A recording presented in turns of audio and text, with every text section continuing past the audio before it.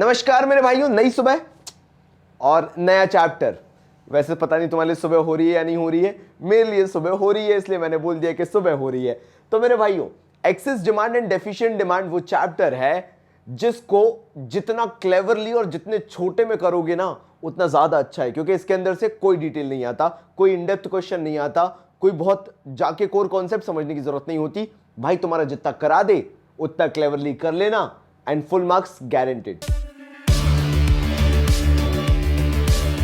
Excess demand वो situation कहलाती है जहां पे आपकी एग्रीगेट डिमांड एक्सीड कर जाए एग्रीगेट सप्लाई से, corresponding to the full employment level of output in the economy. Full employment level of output in the economy का मतलब है हम जो भी आउटपुट जनरेट कर रहे हैं विथ फुल एम्प्लॉयमेंट लेवल कर रहे हैं। दैट मींस हम जितना भी इनपुट डाल सकते हैं, जितना भी प्रोडक्शन में कैपेसिटी डाल सकते हैं, उसके बाद हम ये सिचुएशन फेस कर रहे हैं। सो अगेन फिर से रिटीरेट कर देता हूं, एक्सेस डिमांड का मतलब हो गया जब एग्रीगेट डिमांड मतलब C plus I exceeds C plus S. Full employment level of output मैंने बता दिया, जो हमने आउटपुट जनरेट किया है वो फुल एम्प्लॉयमेंट लेवल पे किया है, यानी हमारे पूरे के पूरे इनपुट्स फुल्ली एम्प्लॉयड हैं, तब जाके वो आउटपुट जनरेट हो रहा है। वहीं पे सेकंड एफिशिएंट डिमांड भी सिमिलर काइंड ऑफ सिचुएशन बताता है, उसकी जस्ट ऑपोजिट, यानी एग्रीगेट डिमांड जो है C प्लस आई ये कम पड़ जाता है, it's less than C plus S, यानी मार्केट में एग्रीगेट सप्लाई ज्यादा है और मार्केट में कंपैरेटिवली उसके aggregate demand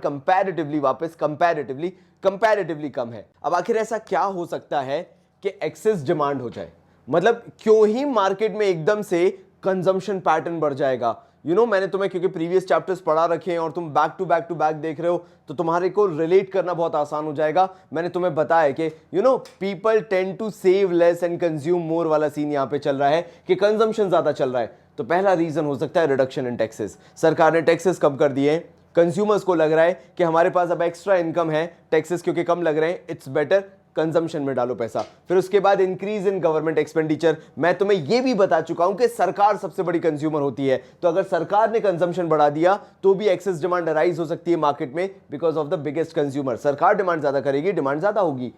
fall in the imports.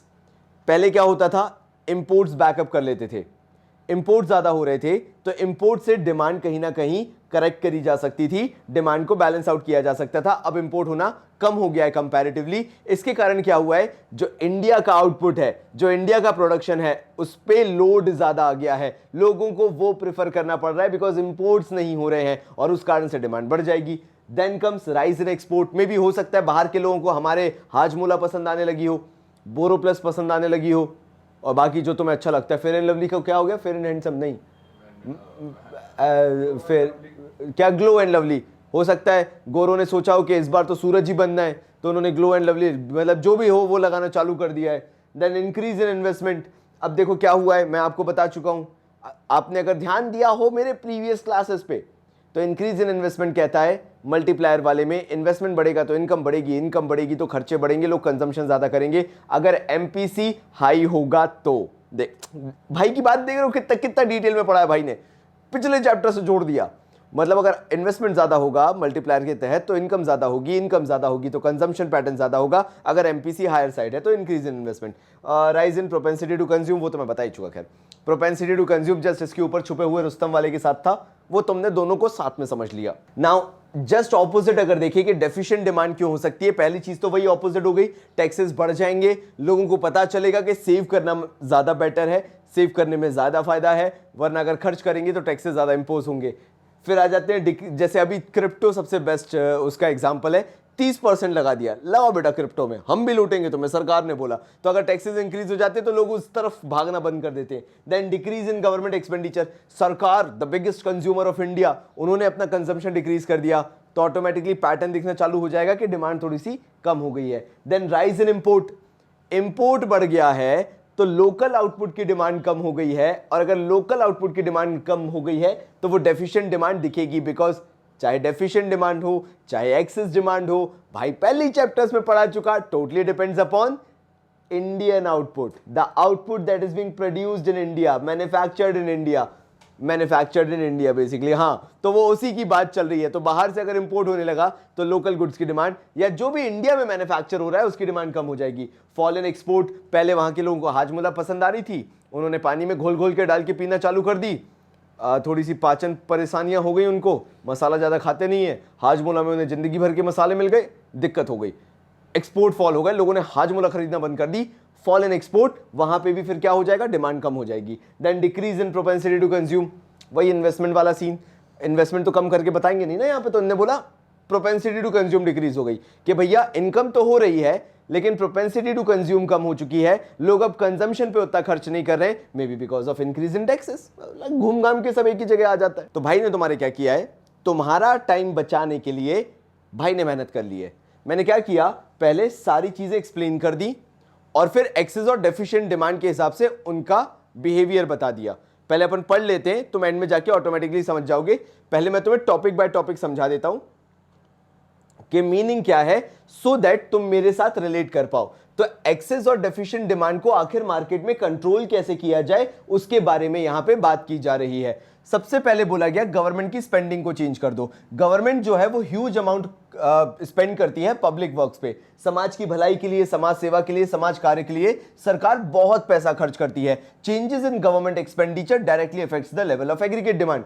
अगर सरकार का एक्सपेंडिचर चेंज होगा, सरकार के खर्चे के पैटर्न में चेंज आएगा, तो इंडिया के अंदर जो भी एग्रीगेट डिमांड है उसमें भी आपको चेंज देखने को मिलेगा। Change in such expenditure helps to control the situation of excess and deficient demand. और सरकार क्या करती है, कभी कभार जानबूझ के ये चेंजेस लेके आती है सो दैट भारत के अंदर जो एक्सेस और डेफिशिएंट डिमांड है उसको कंट्रोल में लाया जा सके। मतलब सरकार अपने एक्सपेंडिचर को कर्टेल कर सकती है, मतलब कम कर सकती है या फिर बढ़ा सकती है, सो दैट इंडिया के अंदर वो एक बिहेवियर दिख जाए कि एग्रीगेट डिमांड जो है वो एक्सेस और डेफिशिएंट बहुत ज्यादा या एक्सट्रीम लेवल पे ना चली जाए। फिर आता है चेंज इन टैक्सेस। भाई टैक्सेस के पैटर्न से भी सरकार काफी कुछ कंट्रोल कर सकती है। मैंने अभी थोड़ी देर पहले बताया crypto is the best example, जहां पे सरकार ने 30% टैक्स लगा दिया क्रिप्टो पे। चाहे तुम अभी अप्रैल से पहले भी अगर क्रिप्टो में लगा रहे थे तो भी तुम्हें टैक्सेस देने हैं, इसके बाद भी तुम्हें टैक्सेस देने हैं। अगर तुम इनकैश कराते हो by any means by any source, फायदा होता है, लॉस होता है, whatever the reason is, you have to pay that taxes. वो आपको टैक्स देना ही पड़ेगा 30% का एज एंड व्हेनेवर यू विथड्रॉ। तो चेंज इन टैक्सेस, सरकार ने टैक्स इंपोज करके कंट्रोल कर लिया। सो सरकार का सबसे बेस्ट पार्ट है कि मेन सोर्स ऑफ रेवेन्यू है। जैसे सरकार भी पेट्रोल पे भी अच्छा खासा टैक्स लगा रही है एंड 117 120, शायद पावर वाला पेट्रोल तो 160 पहुंच गया है।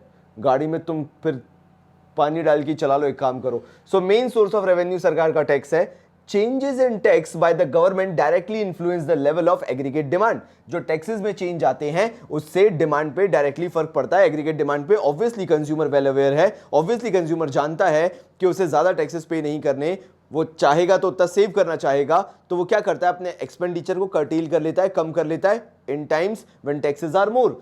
सो helps to control excess and deficient demand. और ये भी एक तरीका होता है एक्सेस और डेफिशिएंट डिमांड को कंट्रोल करने का, बेसिकली इंक्रीज और डिक्रीज करके टैक्सेस को। बोलते हैं ना, अगर हाथी काट दो तो काम कैसे होगा, सरकार भी यही करने की कोशिश करती है। गवर्नमेंट का सबसे बड़ा हथियार है आरबीआई। आरबीआई को इंस्ट्रक्शन दो कि वो बैंकों की गर्दन पकड़ ले। अब तुमने बैंक की गर्दन पकड़ ली, बैंक को इतना बांध दिया कि बेटा तुम अब आगे ना, आरबीआई कर रही है काम, याद रखना, सरकार डायरेक्टली नहीं कर सकती, सरकार आरबीआई से करवाती है। तो आरबीआई क्या करेगी, उन बैंकों की गर्दन पकड़ के बोलेगी इंटरेस्ट रेट हाई कर दो या इंटरेस्ट रेट लो कर दो। अगर ज्यादा पैसा मार्केट में निकालना है तो हाई कर दो, अगर कम पैसा निकालना है। और आरबीआई जैसे नचाती जाएगी, कठपुतली की तरह कमर्शियल बैंक्स नाचते जाएंगे। और इससे वो लोग क्या कर सकते हैं, मनी सप्लाई को मार्केट में कर्टेल कर सकते हैं, कम कर सकते हैं, बचा सकते हैं, ज्यादा भी कर सकते हैं, उनके ऊपर है। अगर आरबीआई चाहे तो बोले इंटरेस्ट रेट कम कर दो, लोग धड़ल्ले से लोन लेना चालू कर देंगे। So it totally depends upon what RBI wants to do. अपन ने सरकार का खर्चा देखा, अपन ने टैक्सेस देखा, अपन ने मनी सप्लाई देखा। ये तीनों को घटाया या बढ़ाया जा सकता है जिससे एक्सेस डिमांड और डेफिशिएंट डिमांड कंट्रोल की जा सकती है। I hope I am very clear about it. मैंने तुम लोगों को तीनों के कोर कॉन्सेप्ट बता दिए जिनको फिर तुम कहीं पे भी यूज कर पाओगे। You are getting my point. मैंने तुम्हें बेस आइडिया दे दिया कि तीनों चीजें होती क्या है। गवर्नमेंट एक्सपेंडिचर बताया मैंने तुम्हें, टैक्सेस बताया मैंने तुम्हें, मनी सप्लाई बताया। नाउ अभी उन्हीं के अंदर अपन को करना है कॉन्सेप्ट्स रिलेटेड टू इंस्ट्रूमेंट्स। अब जो अपन ने मनी सप्लाई किया उसके अंदर हम कैसे, क्या कॉन्सेप्ट लगा के हम उसको कंट्रोल कर सकते हैं, लेट मी एक्सप्लेन। आरबीआई के पास सबसे पहले रहते हैं क्वांटिटेटिव इंस्ट्रूमेंट। क्वांटिटेटिव इंस्ट्रूमेंट में आता है बैंक रेट और रेपो रेट। तो बैंक रेट क्या कहता है, rate at which central bank lends money to the commercial banks to meet long term needs. यहां पर बैंक रेट कहता है जब कमर्शियल बैंकों की long term needs meet out करनी होती है और उनको पैसे की जरूरत होती है, तो जिस रेट पर सेंट्रल बैंक कमर्शियल बैंक को पैसा देता है वो बैंक रेट कहलाता है। और उसी को अगर शॉर्ट टर्म में देता है सेंट्रल बैंक, देख लो, rate at which central bank lends money to the commercial bank to meet short term needs, उसको रेपो रेट बोला जाता है।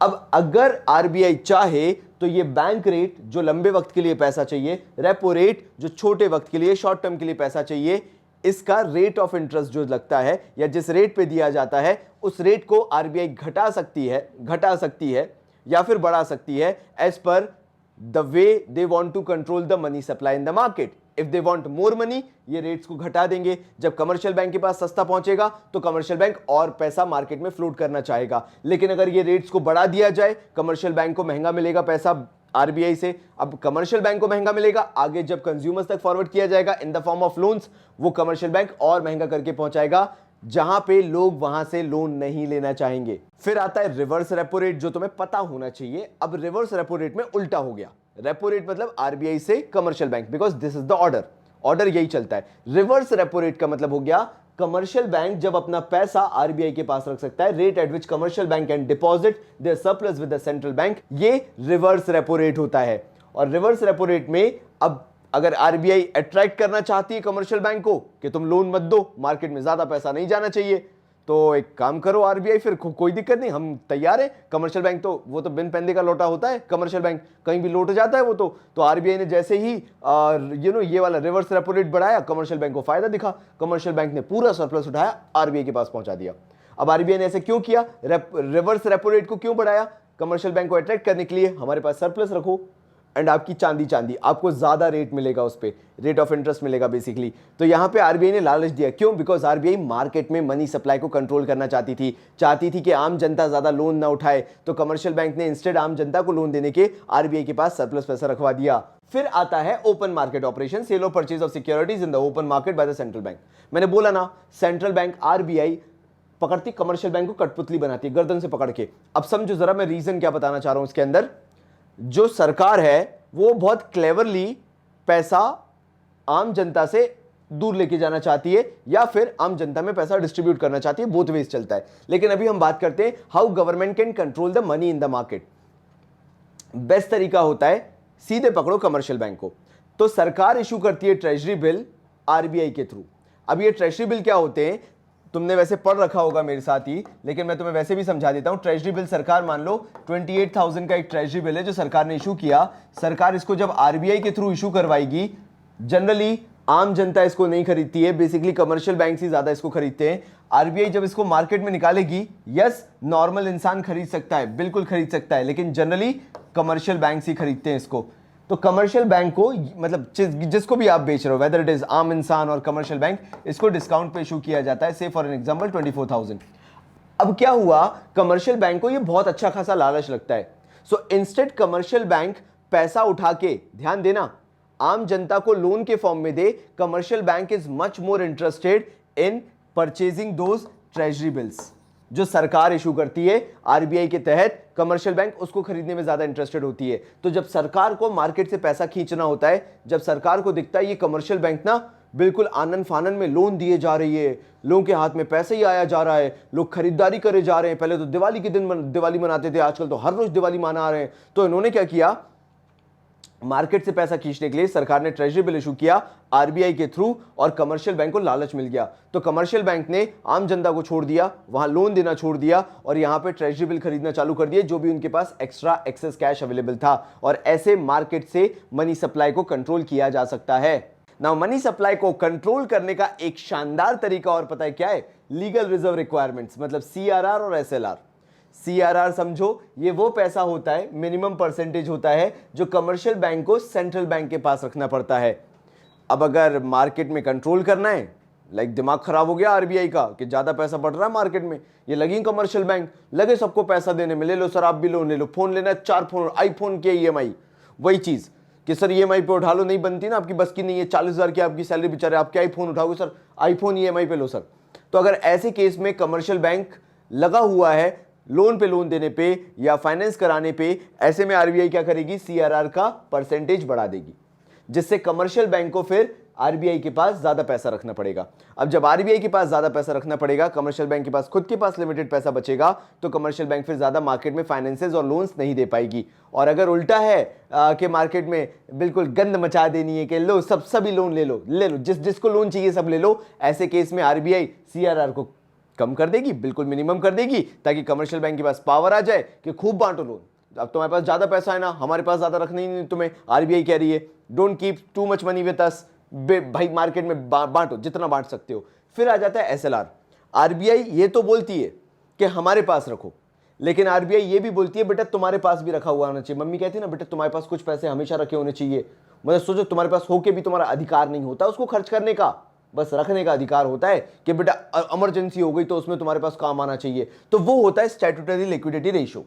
स्टैट्यूटरी लिक्विडिटी रेशियो ये बोलता है कमर्शियल बैंक को लिक्विडिटी मेंटेन करना जरूरी है थोड़ी सी, कि लोग आते जाते रहते हैं, तो वो अगर पैसा निकालने आ जाए तो तुम ये मत बोलो सर वो पैसा खत्म हो गया, हमने अभी शर्मा जी को लोन दिया ना तो अभी पैसा नहीं बचा सर, आप कल आइएगा पैसा निकालने। ऐसा नहीं कर सकता कमर्शियल बैंक। तो कमर्शियल बैंक को मिनिमम परसेंटेज मेंटेन करना पड़ता है विद देमसेल्फ, खुद के पास रखना पड़ता है। अब आरबीआई को अगर लगता है ये कमर्शियल बैंक बहुत ज्यादा दे रही है, मतलब दबा के लोन दे रही है, तो इसका एसएलआर का रेट बढ़ा देंगे, तो कमर्शियल बैंक को अपने पास ज्यादा पैसा स्टोर करके रखना पड़ेगा। लेकिन अगर आरबीआई को लगता है कि नहीं अभी तो मार्केट में लोन जाना चाहिए, धड़ल्ले से जाना चाहिए, सबको आईफोन की ईएमआई भरनी है, सबको करना है, नया आईफोन लेना है, ऐसे में क्या करेगा आरबीआई, बोलेगा ठीक है कोई दिक्कत नहीं है, हम कम कर देते हैं एसएलआर, आप कम मेंटेन करो पैसा और मार्केट में लोन ज्यादा दो, हो सकता है। फिर आ जाते हैं क्वालिटेटिव इंस्ट्रूमेंट्स। अब क्वालिटेटिव इंस्ट्रूमेंट्स क्या कहते हैं? पहला हो गया मार्जिन रिक्वायरमेंट।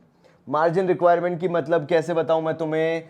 तुम्हारे पास एक प्रॉपर्टी है, now that property cost you 70 lakh के आसपास।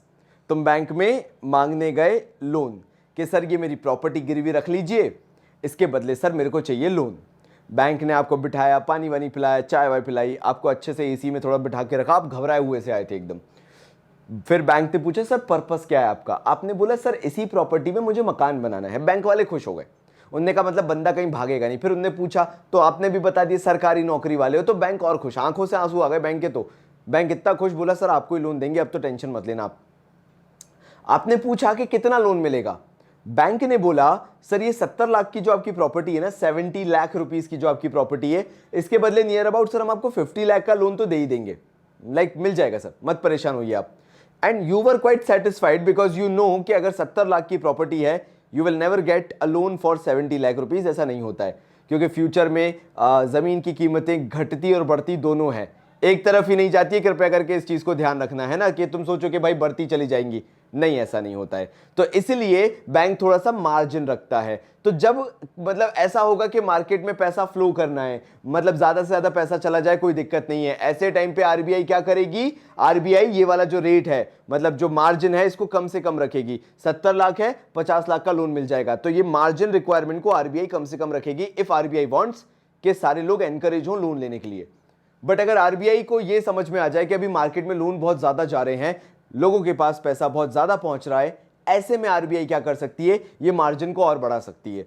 आप वहीं बैठे आपको वो बताएं सर 70 लाख के हिसाब से अभी आरबीआई के जो नई गाइडलाइंस आई हैं, सर हम आपको हार्डली 40 लाख रुपए का लोन दे पाएंगे, आपको एसी में पसीना आ जाएगा। आप बोलोगे सर नहीं चाहिए मेरे को, मैं अपनी प्रॉपर्टी लेके जा रहा हूं वापस, मेरे को बिल्कुल लोन ही नहीं चाहिए सर, घर ही नहीं बनाऊंगा, मैं खुले आसमान में रह लूंगा, प्रॉपर्टी तो मेरी है ना। क्यों? क्योंकि वो मार्जिन बढ़ा दिया आरबीआई ने, और फिर उससे आप डिस्करेज हो रहे हो लोन लेने के लिए। It can happen. So that is what margin requirement is, difference between market value of securities offered and the value amount lent. मतलब जितनी सिक्योरिटीज की वैल्यू है उसके अगेंस्ट में जितना पैसा आपको मिल रहा है, उसके बीच का डिफरेंस जो होता है वो मार्जिन रिक्वायरमेंट होता है। अगर ज्यादा पैसा मार्केट में निकालना है, ज्यादा लोन देना है, तो मार्जिन को कम कर दो, तो लोग एक्साइटेड हो जाएंगे कि मेरी सिक्योरिटी के बदले मेरे को मैक्सिमम लोन मिल रहा है, या मैक्सिमम मेरे को अमाउंट लेंड करने को मिल रहा है, अमाउंट मिल रहा है मेरे को। और अगर मार्केट में पैसा कम निकालना है, मार्जिन को बढ़ा दो, तो लोग 1 करोड़ की प्रॉपर्टी लेके आएंगे, बेचारे को मिलेगा 50-60 लाख रुपए का लोन, वो लेगा ही नहीं। And last comes moral suasion. ये एक परसुएसिव टेक्निक होती है, परसुएशन होता है, जहां पे आरबीआई सेंट्रल बैंक को एहसास दिलाती है कि आपके रूल्स क्या है। हम कैसे आपको गवर्न कर सकते हैं, हमारी गाइडलाइंस क्या हैं, और अगर आप कुछ भी गलत करोगे, आउट ऑफ द बाउंड्री जाके करोगे, तो हमारे पास पूरा अधिकार है आपके बैंक के अधिकार छीन लेने का, कमर्शियल बैंक के अधिकार छीन लेने का। तो ये मॉरल सुएशन है, एक तरह का दबाव डालने का है ताकि कमर्शियल बैंक्स लिमिट्स में रह के काम करें और कोई बियॉन्ड द लिमिट जाके किसी को लोन या किसी को पर्सनल बेनिफिट प्रोवाइड ना करें। फिर आता है selective credit control. I know तुमने ये टर्म ज्यादा नहीं सुना होगा, selective credit control, but let me explain मैं कहना क्या चाहता हूं। ऐसा टाइम होता है या ऐसा पीरियड आता है जब बैंक्स को आरबीआई ऐसा नोटिफिकेशन सा दे देता है कि जिनकी क्रेडिट रेटिंग बहुत अच्छी है ना, सिबिल स्कोर कहते हैं, CIBIL सिबिल स्कोर, जिसका सिबिल स्कोर बहुत ही स्ट्रांग है, उसी को आप लोन दोगे। एंड ये मेरे को समझ में आया था जब, मुझे आज भी याद है, मैं घर में शायद किसी फैमिली मेंबर के लिए मोबाइल खरीदने गया था, एंड वो मुझे मोबाइल EMI पे ही लेना था, नहीं आईफोन नहीं था, बिल्कुल आईफोन नहीं था, तो वो मुझे EMI पे लेना था, and they were feeding my name and my pan card number and they were checking my CIBIL score, CIBIL CIBIL score. And उन्होंने बोला कि सर पहले हमें दूसरी गाइडलाइंस मिली हुई थी, पहले हम किसी को भी, मतलब जिसका लो सिबिल स्कोर था, उसको भी हम EMI पे दिलवा देते थे, फाइनेंस कर देते थे फोन, बट अब नई गाइडलाइंस के थ्रू हम लोग इस लिमिट से नीचे वाले लोगों को फाइनेंस नहीं दे सकते हैं। You are getting my point, कि यहां पे सिलेक्टिव क्रेडिट कंट्रोल कर दिया कि एक लिमिट से नीचे जिसका सिबिल स्कोर है उसको EMI पे फाइनेंस दिया ही नहीं जाएगा, फोन नहीं खरीद सकते, इलेक्ट्रॉनिक आइटम्स नहीं खरीद सकते, कुछ भी कर लो फिर तुम। तो ये एक तरीका होता है मार्केट में फ्लो ऑफ मनी को रोकने का, जहां पे आप सिलेक्टिव क्रेडिट कंट्रोल कर देते हो, आप बैंक्स को इंस्ट्रक्शन दे देते हो, आरबीआई बैंक को इंस्ट्रक्शन देता है कि सिलेक्टिव क्लाइंट्स को ही आप फाइनेंसेस या लोन्स दोगे। चलो measures to correct excess demand कर लेते हैं। फिस्कल पॉलिसी की बात की जाए कि मार्केट में एक्सेस डिमांड कैसे कंट्रोल की जा सकती है, तो सरकार अगर अपनी स्पेंडिंग कम कर देगी, एक्सेस डिमांड ऑटोमेटिकली कम हो जाएगी। इंक्रीज इन टैक्सेस, सरकार टैक्सेस बढ़ा सकती है, समझा चुका हूं मैं तुम्हें, टैक्सेस बढ़ाने से लोगों के हाथ में पैसा कम बचता है, और ये PDF पूरी डिस्क्रिप्शन में अवेलेबल है, सो आई डोंट थिंक सो कि तुम लोगों को कोई प्रॉब्लम आएगी। मॉनेटरी पॉलिसी की बात कर लेते हैं। सरकार जो है आरबीआई के थ्रू मनी सप्लाई को मार्केट में डिक्रीज कर सकती है, उससे भी डिमांड कंपैरेटिवली एक्सेस डिमांड कम हो जाएगी। जैसे अगर मैं क्वांटिटेटिव इंस्ट्रूमेंट की बात करूं, बैंक रेट बढ़ा दो, रेपो रेट बढ़ा दो, रिवर्स रेपो रेट इंक्रीज कर दो, सब समझा चुका हूं प्रीवियस में, पूरा समझा चुका हूं, एक बार बैक जाके देख लेना ये क्यों बढ़ते हैं। इन दोनों को बढ़ने से, बैंक रेट और रेपो रेट से, कमर्शियल बैंक को महंगा पैसा मिलता है, कमर्शियल बैंक को महंगा पैसा मिलेगा, मार्केट में महंगाई पे लोन देंगे, कोई खरीदेगा ही नहीं, मतलब कोई फाइनेंसिंग नहीं कराएगा, कोई मनी बोरो नहीं करेगा। रिवर्स रेपो रेट को इंक्रीज करने से क्या होता है, कमर्शियल बैंक लोन देने की बजाय आरबीआई के पास पैसा रखना चाहते हैं, बिकॉज वो सरप्लस पे उन्हें ज्यादा रेट मिलेगा, रेट ऑफ इंटरेस्ट मिलेगा। फिर open market operation, sale of securities, इसके अंदर सरकार ट्रेजरी बिल इशू करती है, वो समझा चुका मैं। अगर आपको मार्केट से पैसा खींचना है, एक्सेस डिमांड को कंट्रोल करना है, तो ओपन मार्केट ऑपरेशन कर लो, मार्केट में सिक्योरिटीज बेच दो, कमर्शियल बैंक लोन देने की बजाय पूरा पैसा सरकार के ट्रेजरी बिल को खरीदने में लगा देंगे। फिर increase in legal reserve ratio, बता चुका मैं, CRR SLR इनको बढ़ा दो, मार्केट से पैसा सैचुरेट हो जाएगा, खिंच जाएगा। आसान हुआ सारी चीजों को इकट्ठा पढ़ाने से, ये क्वांटिटेटिव क्वालिटेटिव कितने आसान हो गए अब तुम्हारे लिए। फिर increase in margin requirement, margin requirement को बढ़ा दो, क्वालिटेटिव में बताए तो मार्जिन रिक्वायरमेंट बढ़ा दो, तो कोई लेगा ही नहीं, बोलेगा 1 करोड़ के बदले 40 लाख का लोन मेरे को नहीं चाहिए, मार्जिन बढ़ गया है। मॉरल सुएशन, एडवाइस करो, डिस्करेज करो बिना बात के लेंडिंग देने का, प्रूफ चेकिंग करो, बहुत बार ऐसा होता है मॉरल सुएशन से आरबीआई काम कर लेता है। सिलेक्टिव क्रेडिट कंट्रोल, वही सिबिल वाला, कम लोगों को दो, जिनकी हाई क्रेडिट रेटिंग है सिर्फ उन्हीं को आपको अब लोन देना है या आगे पैसा देना है। Measures to correct deficient demand, अगर डेफिशिएंट डिमांड है तो मार्केट में डिमांड कम है तो क्या करोगे, पहली चीज सरकार स्पेंडिंग बढ़ा दे, डिमांड बढ़ जाएगी, बिल्कुल बढ़ जाएगी। टैक्सेस डिक्रीज कर दो, टैक्सेस डिक्रीज करोगे लोगों को बढ़िया अच्छा लगेगा, लोग भर भर के खरीदेंगे भाई। अगर टैक्सेस कम हो गए तो फिर तो लोगों को लगेगा ना चीजें सस्ती हो रही हैं, और उनकी एडिशनल इनकम बचेगी, खर्च करेंगे, वो बिल्कुल करेंगे यार, क्योंकि इनकम टैक्सेस कम देंगे तो इनकम ज्यादा हाथ में रहेगी, बिल्कुल सही है। फिर आ जाते हैं मॉनेटरी पॉलिसी, मनी सप्लाई को बढ़ा दो मार्केट में, आरबीआई से बोलो कि भंवर पैसे की बारिश कर दो, पूरे मार्केट में पैसा ही पैसा होना चाहिए। तो उसके लिए क्या क्या किया जाएगा, बैंक रेट डिक्रीज कर दिया, रेपो रेट डिक्रीज कर दिया, कमर्शियल बैंक को शॉर्ट रन में लॉन्ग रन में दोनों में उन्हें सस्ते में आरबीआई से जो है पैसा मिल रहा है। अब अगर उन्हें सस्ते में पैसा मिल रहा है तो वो मार्केट में भी सस्ते में निकालेंगे, रेट ऑफ इंटरेस्ट कम करके निकालेंगे, बिकॉज उनको बैंक रेट और रेपो रेट रिलेटिवली कम मिल रहा है, तो इससे लोग ज्यादा लोन उठाएंगे। Decrease in reverse repo rate भी डिक्रीज हो गया है। अब आरबीआई के पास पैसा रखने में भी फायदा नहीं रहा, तो कमर्शियल बैंक किसको दे देंगे? पब्लिक को लोन दे देंगे। ओपन मार्केट ऑपरेशन, सरकार क्या करेगी? जो सिक्योरिटीज बेची थी उनको सरकार दोबारा खरीदेगी तो सरकार लोगों का पैसा वापस करेगी, कमर्शियल बैंक का पैसा वापस करेगी, तो कमर्शियल बैंक के पास पैसा होगा, वो आगे लोगों को फाइनेंस करवा देंगे। और क्या? Decrease in LRR, legal reserve ratio को डिक्रीज कर दो, यानी जो आपका एसएलआर और सीआरआर था उसको डिक्रीज कर दो, मतलब निकालो पैसा मार्केट में बाहर दबा दबा के। अपन ने बता दिया अब सब, अब तो बहुत रिवीजन जैसा है बस। Qualitative instrument, margin requirement decrease कर दो। कोई 60 लाख का लोन लेने आए, 70 लाख का, मतलब 70 लाख का अगर मकान है तो 60 लाख तक का लोन दे दो, वैसे इतना दिया नहीं जाता, मतलब 70 लाख का अगर तुम्हारा प्रॉपर्टी है तो 55 लाख तक दे देंगे, तो मार्जिन रिक्वायरमेंट कम हो गया, दबा के लोन लेंगे लोग। मॉरल सिचुएशन, अगेन एडवाइस करो कि लो भाई, आप लोगों को एनकरेज करिए, क्यों उनको आप लोन लेने पे एनकरेज नहीं करिए, जाइए उनके घर पे बात करिए, अगर उनके डॉक्यूमेंट्स अच्छे हैं तो बोलिए उनसे कि वो लोन लें। एंड सिलेक्टिव क्रेडिट कंट्रोल में जो सिविल स्कोर था और कम कर दो, जो पहले नहीं ले पा रहे थे लोन वो भी लोन ले लेंगे, बस खत्म। और क्या, जिंदगी खत्म हो गई। तो मेरे भाइयों ये चैप्टर यहीं खत्म होता है। आई होप तुमने बहुत एंजॉय किया होगा, क्योंकि लिटरली पढ़ाने में तो मैंने बहुत एंजॉय किया।